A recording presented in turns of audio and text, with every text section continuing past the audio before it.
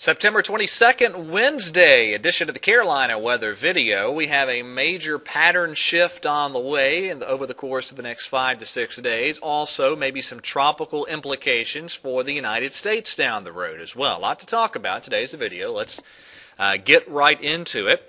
Current temperatures across the country, you can clearly see a lot of very, very warm air. These are 4 a.m. temperatures and a lot of really, frankly, summer-like air from the southern plains into the Mississippi Valley, the deep south, the Tennessee and Ohio valleys, and right to much of the eastern part of the country.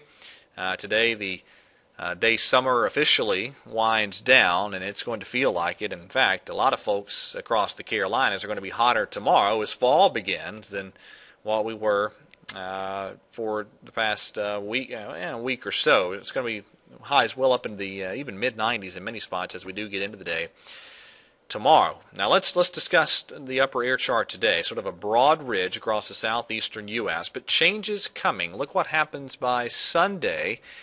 A big upper level low diving into the nation's midsection that then really looks to park itself for several days over the lower Mississippi Valley or the Tennessee Valley. That is going to put the Carolinas on the unsettled side of this upper level low for a few days. And that's good news overall because I think it'll bring some drought relief. And overall, we kind of settle into a trough in the eastern part of the country as much of next week unfolds. So let's take this day by day. Now today, I still think a very limited chance for a couple of late day showers or storms, mainly I-85 and points north and west into the mountains. But again, they'll be few and far between, most folks staying dry, and hot highs today up into the low 90s in many sections. Tomorrow, it's low to mid-90s with lots of sun. Same deal on Friday, but then things begin to change. First thing that happens is the cold front drops in Saturday, so anywhere from Arkansas, Louisiana, Mississippi, Alabama, Georgia, and up into the western Carolinas. Could be a few late-day storms Saturday. For the Carolinas, better chances Saturday night and into Sunday. Now, the GFS not printing out a whole lot on Sunday itself, but notice what happens. A very well-defined cold air damming or wedging configuration gets itself set up. So this will be a setup with lots of clouds, and I think there'll be some showers and storms around Sunday.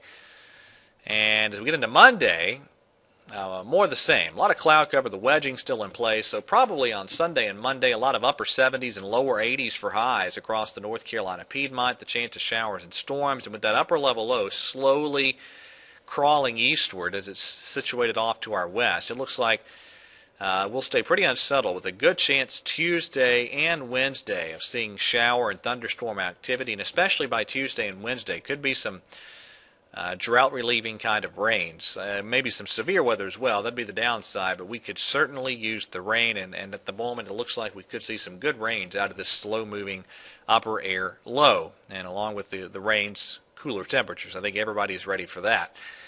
Now, tropics going to get interesting down the road here. First of all, you have Lisa way in the eastern Atlantic, and I'll talk about the area in the Caribbean in great detail in just a moment. But Lisa, pretty minimal tropical storm, not looking terribly healthy on the satellite imagery this morning, and Lisa's going to kind of meander around the eastern Atlantic Ocean. I doubt it really becomes a huge factor for land, and it should stay pretty weak overall.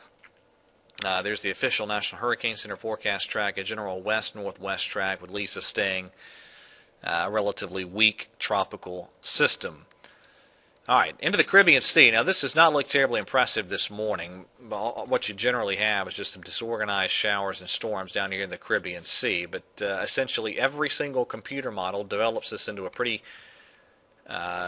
significant tropical system. Here's the spaghetti charts on that, and a general west motion for the next few days with a bend off to the northwest and eventually north. That looks to be the eventual track of this system. By the way, if this system acquires tropical organized tropical system status, the name to be used will be Matthew. So we'll be talking about that down the line. Now let's take a few select model plots here. This is the Canadian model out 144 hours, and this is Lisa right here, and this is Matthew, that the Canadian really ramps up near the tip of the Yucatan Peninsula, and eventually this is what the Canadian does with it.